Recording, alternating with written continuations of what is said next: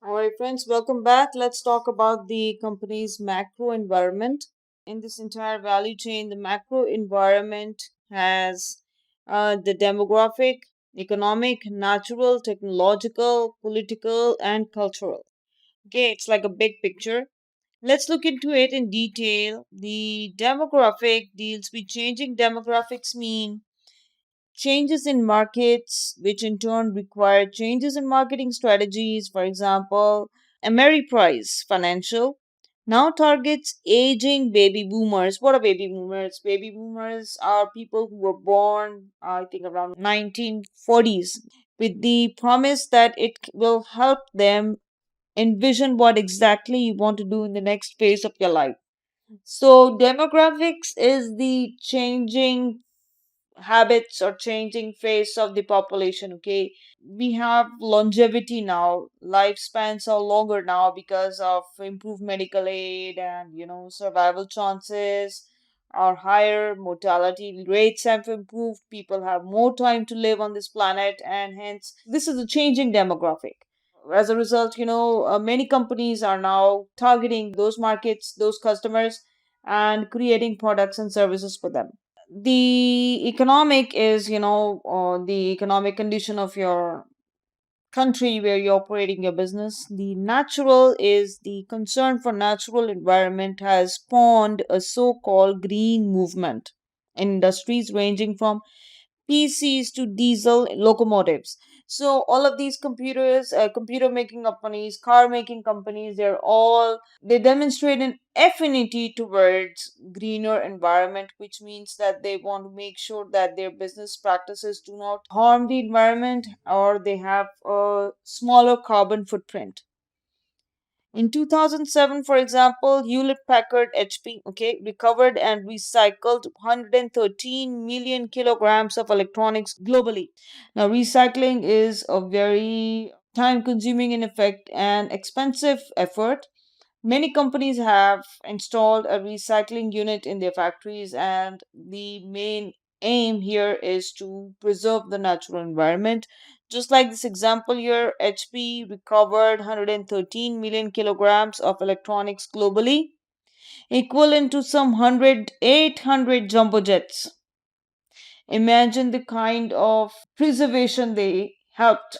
The goal of many companies today is environmental sustainability, strategies and practices that the planet can support indefinitely. Okay, you don't want to deplete natural resources of the planet, but you want to make sure that the resources are sustainable, they are automatically replaced, okay, naturally.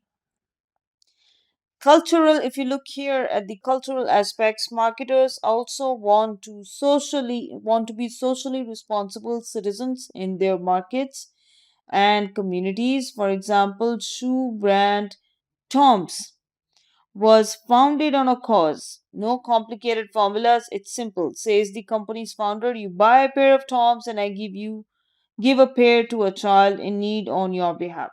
Cultural is something that has all the ethnicities, ethnic backgrounds, the religious influences, and so forth. Okay, demographic environment. Let's look at all of these in detail. Demography is the study of human populations in terms of size, density, location, age, gender, race, population, and other statistics. The demographic environment is important. Why is it important? It is important because it involves people, and people make up markets. So, demographic trends include age, family structure, geographic population shifts, educational characteristics, and population diversity. And these keep changing. In a country, these keep changing. So, you have to keep track of what's happening and how these numbers are shifting so that you can analyze how to serve the changing demographics better. Let's look at the changing age structure of the population. For example, the baby boomers include people born between 1946 and 1964. Okay, This generation accounts for about 30% of the Arab population. I'm living here in the Arab country, which is why I have an Arab population number. You can find out what kind of baby boomers you have in your country. You can request with the census, your national census. This generation accounts, okay, baby boomers think young no matter how old they are, and baby boomers are retiring later and working more after the retirement. What type of information baby boomers might be seeking? You need to look at these questions, okay? So, baby boomers are still very active participants in a community. These people born between 1946 and 1964, they are actually still hip and young.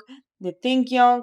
They don't want to retire. They're very creative. They adopt technology easily. They don't care whether they can do it or they don't do it. They just jump in and they do it. And these people, although they have more medical expenditures, they have health issues and everything, but they still want to be active participants of the society, and that is the changing age structure of the population, and it is happening everywhere. It's happening everywhere. So this is something to be appreciated, and this is something to be noted, so that you can perform differently as a business and you can provide for them as well. The demographic environment, Generation X. Okay, Generation X includes people born between 1965 and 1976. This generation tends to display the following traits. If you have anybody around you, or if you know somebody around you who was born between 1965 and 1976, you would know that they have skepticism, they have cautious economic outlook, they are less materialistic, their family comes first, and research products before considering a purchase. So these are some of the demographic examples that I'm providing, so that it can help you conduct a much specific and pinpointed research for your business. Millennials. Okay, the generation Y. Millennials or eco boomers include those born between 1977 and 2000. Okay, they are comfortable with technology. These include tweens between ages of 8 and 12, teens between 13 and 19, and young adults, 20s. Okay, once you have a good idea about these demographic indicators like baby boomers, Generation X, Y, these millennials, you are able to develop products much better for them. Then you have a demographic environment, generational marketing. Generational marketing is important in segmenting people by lifestyle, life stage, and common values rather than by age. Okay, so it is important to segment people by their lifestyle, okay, and life stage and common values.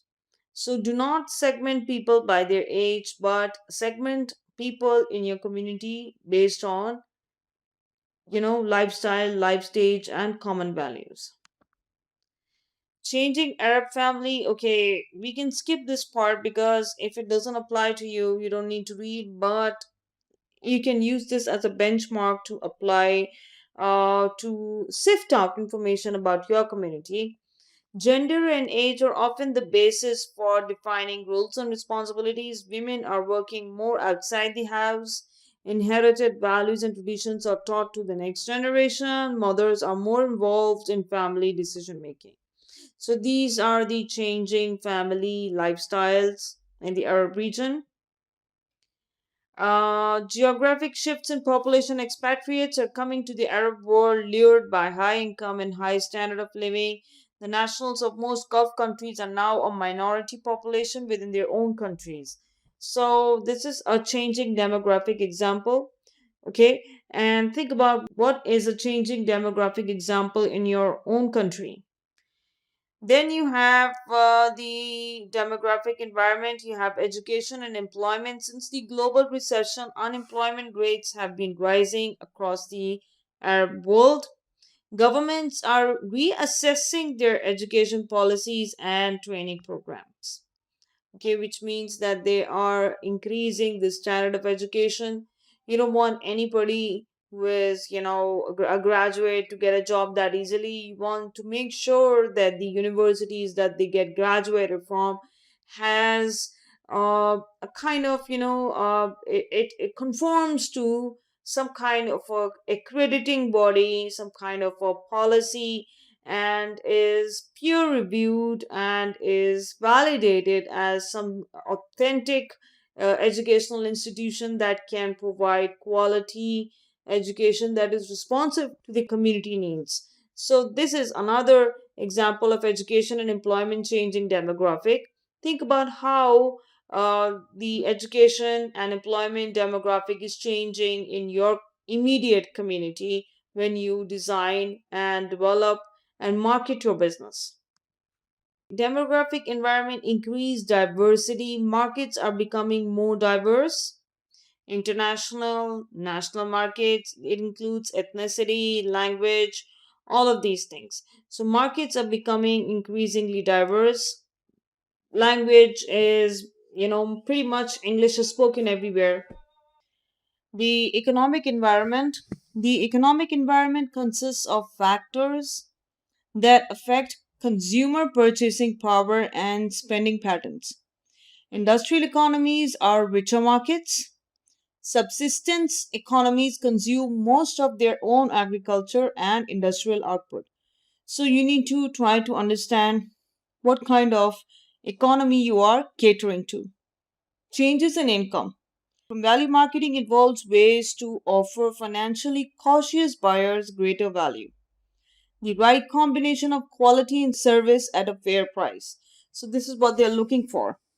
There is this thing called changes in consumer spending patterns, Ernst Angel's law.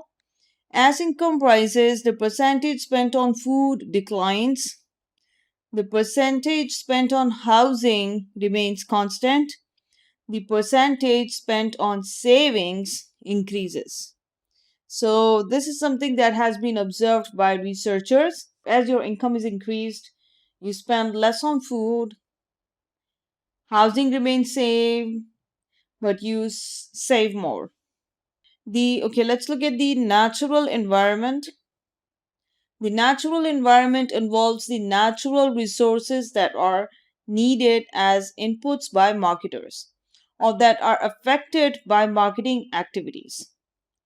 Trends include shortages of raw materials, increased pollution, increased government intervention, environmentally sustainable strategies.